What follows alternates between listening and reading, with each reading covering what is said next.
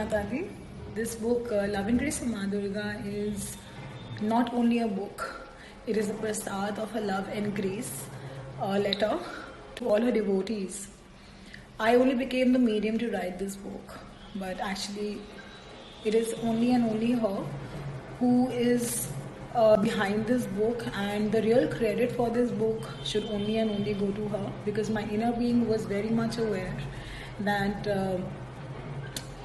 the writings and the energy that came through were only hers. I was nowhere in the picture. I only became a postman, just like a postman is needed to deliver a letter to the sender and the receiver, knowing that how important that letter is to both the parties.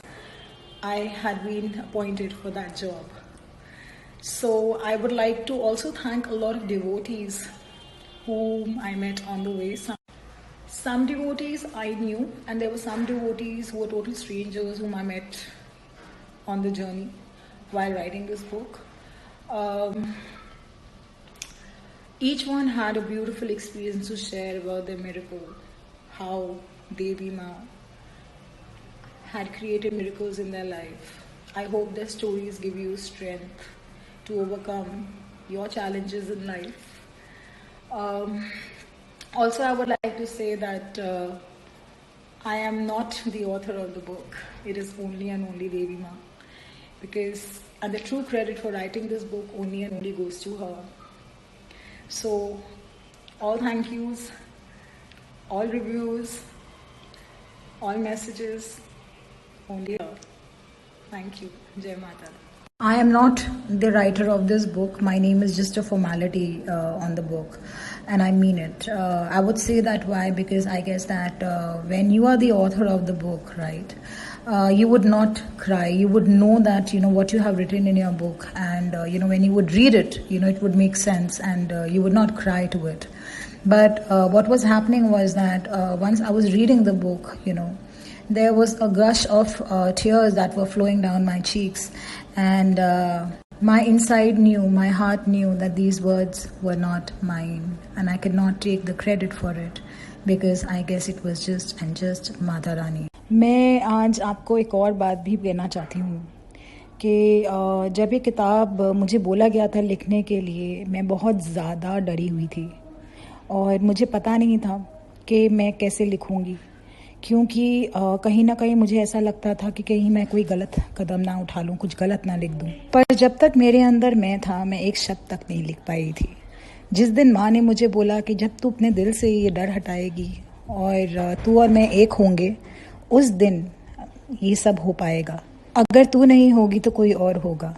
कहीं ना कहीं अपने बारे में अपने experiences share करना, मुझे लगता था कि मैं जज ना हो जाऊं। ये डर मुझे रोकता रहता था। पर फिर माँ ने मुझे एक दिन कहा कि शेयरिंग जो होता है ये प्रसाद होता है। अपने जीवन में जब हम अपनी घटनाएं किसी के साथ शेयर करते हैं तो उन्हें प्रेरणा मिल सकती है। एक इंसान भी प्रेरित हो, यही प्रसाद है। ये किताब में सब लिखा हुआ है कि किताब मुझे कैसे लिखाई गई। ये किताब लिखते दौरान माँ ने कहा था उनकी मर्जी द्वारा ये किताब उनके हर एक भक्त तक पहुँचेगी, भक्त के घर तक पहुँचेगी। तो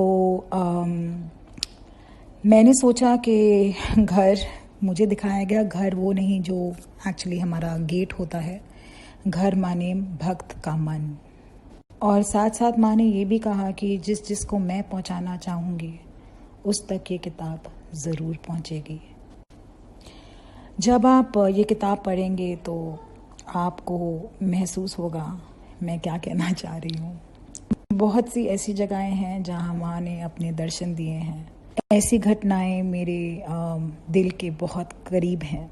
ऐसे कुछ पलों के लिए सूरज में उनकी आंखें प्रकट हो गई थीं और फिर गायब। नवरात्रों में उन्होंने मंदिर में मेरे दर्शन दिए थे, अभी तक उसकी छाप है। आज केवल मैं बस आपसे यही कहना चाहूँगी कि अपने एक्सपीरियंसेस सबसे शेयर करिए। जो आपको लगता है उससे बेनिफिट करेगा उससे ज़रूर कीजिए, क्योंकि हम सब माँ के अंश हैं, उन्हीं की जोत हैं, उन्हीं की प्यार का प्रतीक हैं।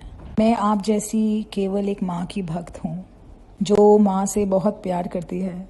हम सब की जीवन में चैलेंजेस आते हैं, ऐसी परिस्थितियाँ आती हैं जहाँ पे हम बहुत बार डर जाते हैं, पर ये हमें हमेशा याद रखना है कि हमें अपने आप पर विश्वास रखना है। हम सब के अंदर वो ज्ञान है जो परमात्मा का ही अंश है। वे शक्ति है जो परम शक्ति की शक्ति है। आप सब ये किताब पढ़िएगा। इस किताब के बारे में जो कुछ लिखा है उसे लोगों के साथ शेयर करिएगा। यही शेयरिंग है। जय माता दी।